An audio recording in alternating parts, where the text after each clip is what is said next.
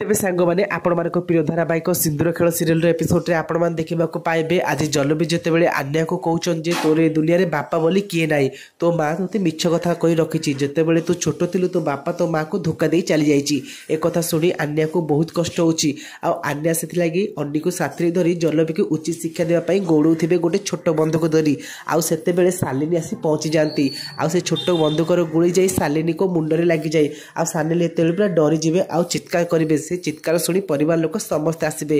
ए समय मेघा कहते जे अरे शालिनी तोर कौन है तू एत जोर से कहीं चिल्लुलु। आते शालिनी कहते देख ए पिला को देख आ मार जी बुद्धि ए छुआर से बुद्धि ता सहित आम अन्नी को खराब करदेला।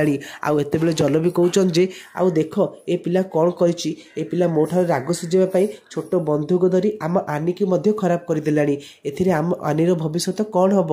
आते मल्लिका समस्त सामने कहे अरे ए पिला तो मार गुण आनी मार जी बुद्धि आर से बुद्धि जहाँ जमती शिक्षा ना आ साथी रही आम अन्नी खराब हो छुआटा गोटे बेकार छुआ।